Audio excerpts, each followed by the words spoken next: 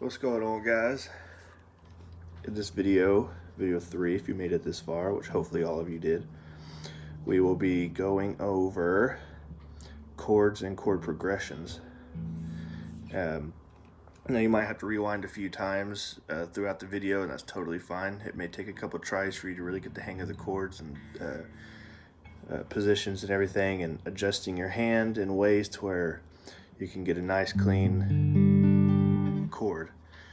Now, no, I don't make it look easy.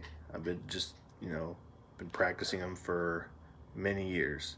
So I'm sure however your sound is exactly how mine sounded when I first started. So don't get discouraged. It gets better just with practice, Just practice and practice. And like I said, work on that picking hand. Without that picking hand, it'll be pointless to do any of this. So let's go ahead and get started. So the first chord we're going to go over is the first one I learned, which is the G chord. So the positioning for that is pinky finger on the high E string, ring finger on the B, 3rd fret of the B string. Sorry, the E and the B are both on the 3rd fret. I don't remember if I said that or not. Index finger will go 2nd fret on the A string, and middle finger 3rd fret on the low E string. So again, that's 3rd fret high E, 3rd fret B, index finger 2nd fret A, 3rd fret low E. And you want to kind of try to use the tips. Try to use like the tips of your fingers so that you're not touching any of the other strings. So when if you decide instead of playing the chord, you want to go ahead and give it a little flavor and do some arpeggio on it.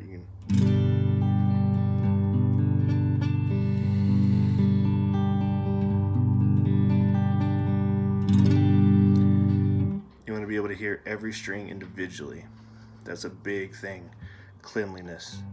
Play it clean, play it tight. Okay, so the next chord is going to be the C major 7. It's not as hard as the name makes it sound. It's actually really simple.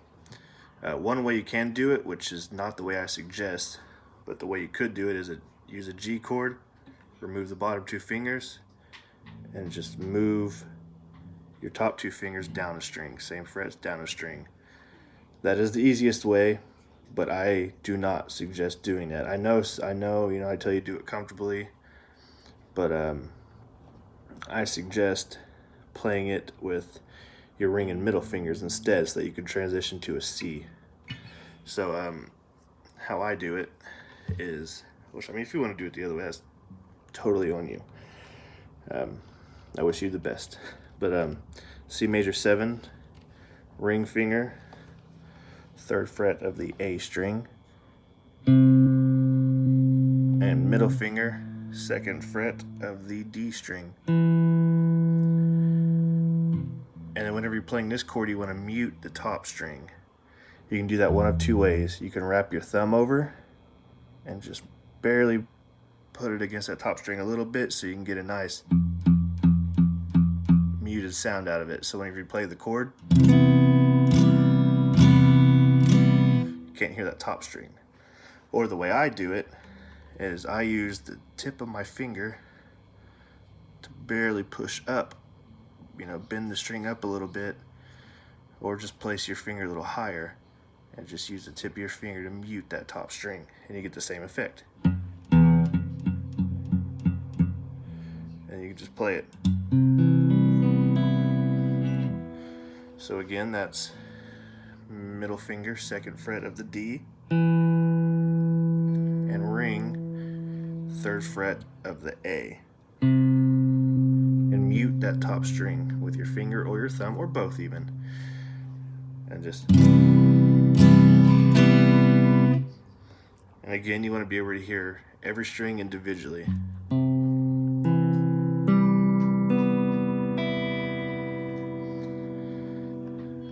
nice and clean. Then the next chord is going to be the C, which is make the same shaping for a C major 7, which is ring finger A on the 3rd, middle finger D on the 2nd, and then drop your pinky or your index finger 1st fret of the B string, and then you want to again hit everything but the top string.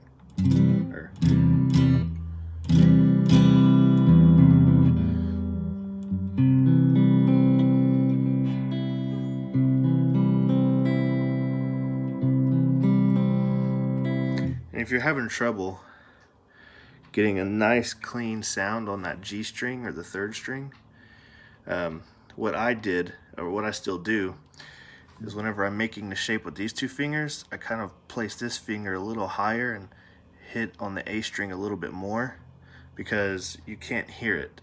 Since your ring finger's on the 3rd in front of it, you can put as much finger on this string as you want and you won't hear it. So that you can just get a nice clean.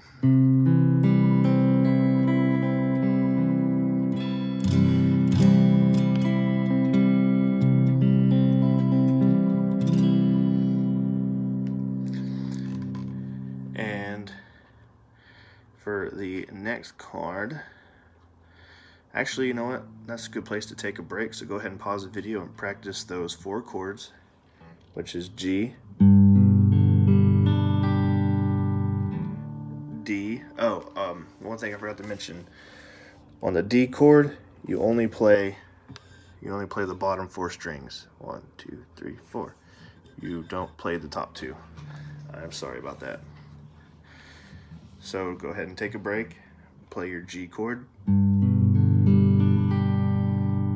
Play your D chord.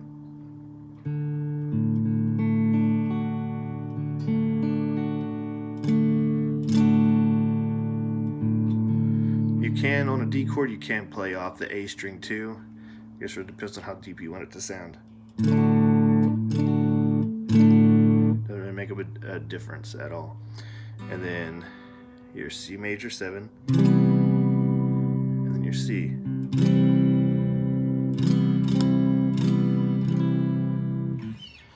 Alright, so go ahead and take a moment, pause the video, go over those, rewind if you need, take a couple minutes, go over those, and then we will go over a couple more chords, and then I'll briefly go into power chords. And I really mean briefly because it's pretty easy to do power chords. So yeah. Alright, so now we're going to go over the E minor, E major, A minor, and A major chords. They are pretty much the same chords. You're really only learning 2. The only difference is you use your index finger on the 1st fret. So the E minor is middle finger on the A string and ring finger 2nd fret of the D string, and you only hit the top 3 strings. That is an E minor. And to do an E major, you make the E, but you have your ring, you use your index finger on the 1st string of the G. 1st fret of the G, sorry. So that you get a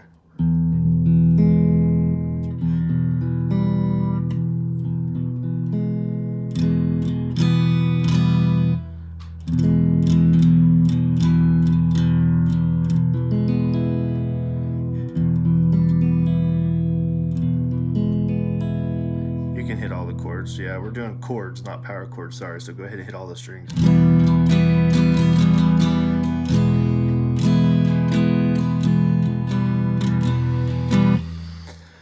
Alright, and the A and the A minor are the exact opposite. So the E minor, you just have your fingers on the second frets of the A and the D string, and that's the minor. Well, the A major is just move these two fingers down from your E, one string apiece, from the A and the D to the D and the G. And then you play everything but the top string. And that is your A major. So what was your E minor? Move your fingers down one string, and that is your A major. And your A minor is what your E major would be. You make your A shape, drop your pinky, first fret of the B string, and that's your A minor.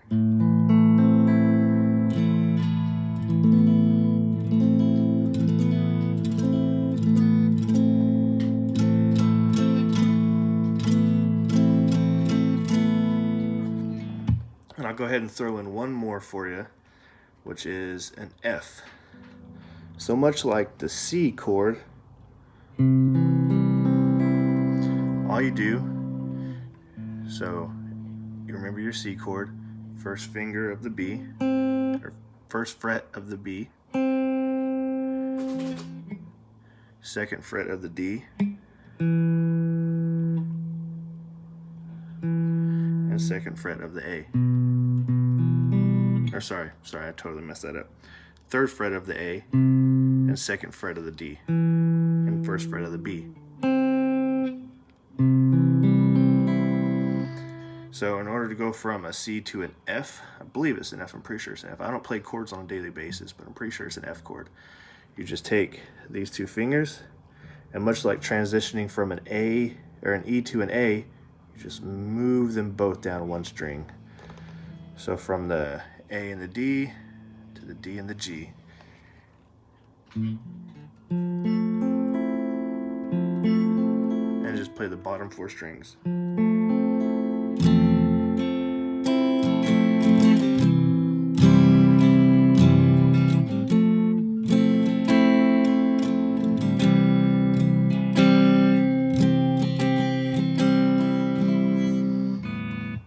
All right. And I'll go over one more thing with you just because it's my favorite thing to do. You remember your D chord, right? Well, if you make your D chord, and if you take your pinky and drop your pinky on the third fret of the high E while you're making a D, then it becomes a D add 9. So you got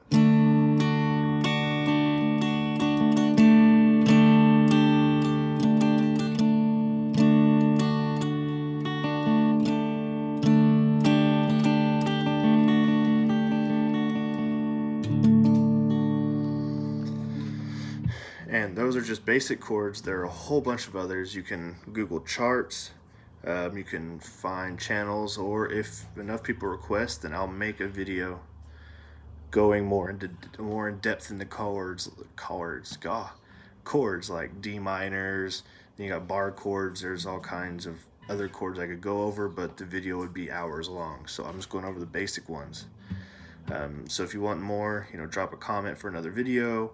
Or my personal suggestion would be, get on Google, find a chart, print it off, or you can go buy a chord progression poster at like Guitar Center, places like that, music stores, hang it up on your wall and just go over that.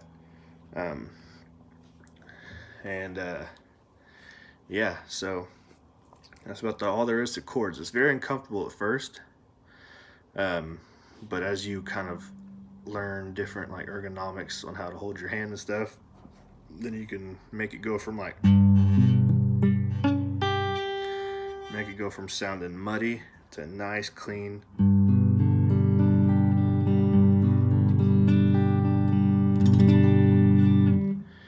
It just all matters how you feel comfortable and how. Okay, I'm not gonna lie, chords are never comfortable. But if you want them to sound clean, then the uncomfortableness definitely makes it worth it.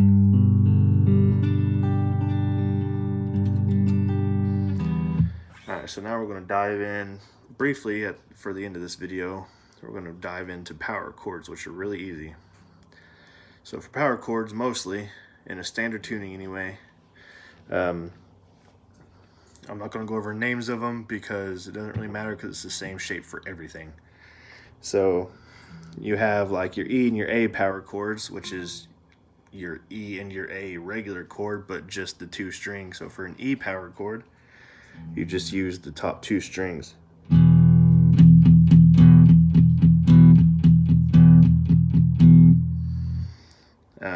And then for your A power chord, same thing. Move your finger from the 5th to the 4th string, and then only hit these 2 strings. Use your thumb to mute the top string, or you can palm mute it with your hand, which I'll go over palm muting here pretty soon. Different kinds of muting techniques. We'll do that later. Once you don't need to worry about muting right now, because you need to worry about it being clean and very audible. So don't worry about muting, except for the strings that don't need to be played. So for your A, move your index finger down a string and mute the top string, and then just play the A and the D strings.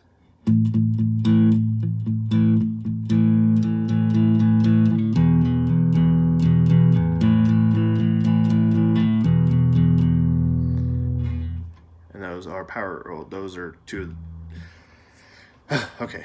And then another power chord version is, it doesn't matter where you play it at on the neck, it's just that shape everywhere.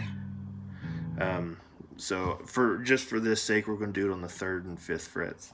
So use your index finger, hit the 3rd fret of the low E string, and use your ring finger, hit the 5th fret of the A string, and then just play those 2 top strings.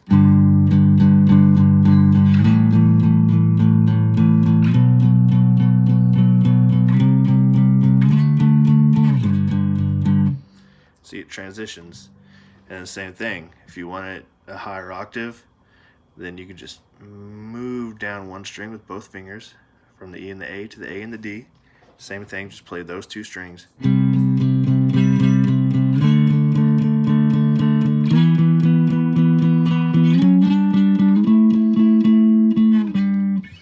Yeah, sorry.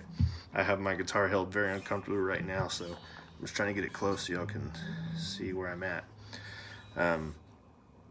Then I'm not sure that this is the actual name. Actually, I'm about like 80% sure it's not the actual name, but I just call them harmonic power chords, which is you only want to do it on the E and the G, A and the G strings. So like a regular power chord on the A and the D string, instead you will take your ring finger and just move it down 1 string. So you'll have 1 finger on the A string and 1 finger on the G string. And then you want to mute the D string in the middle. You can either use this finger and push up a little bit and mute it, or you can use your index finger, which is what I do, and kind of roll it down a little bit to where it mutes so you can't hear it. Oh, wrong one, sorry. Get the nice mute sound. And then it just makes a nice little harmonic power chord.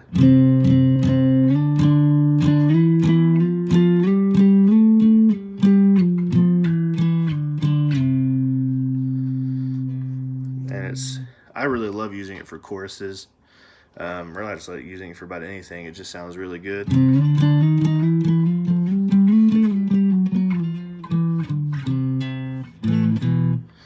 And that about covers power chords. Just practice, practice, practice. Whenever you're doing chords, make sure to work on arpeggios with them, so you make sure you can hear every string clearly. And not only does that help with making it sound clear, but it also helps with your picking hand. And like I said in the second video, find somewhere to anchor your pinky so that you can kind of get that muscle memory of where the strings are, so you can play a lot cleaner.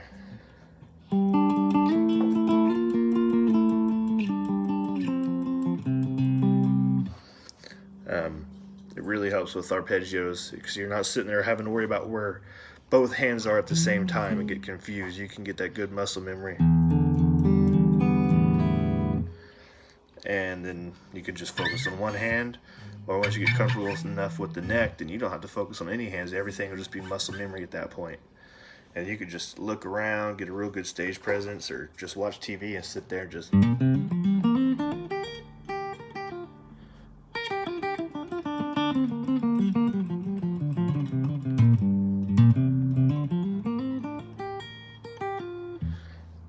Oh, looky there. That scale from the first video. I hope you're still practicing it. I really do. Well, that about does it for video 3. Not sure what to go over in the next video, but it'll be good. Y'all have a good time, and I'll see y'all in the next video.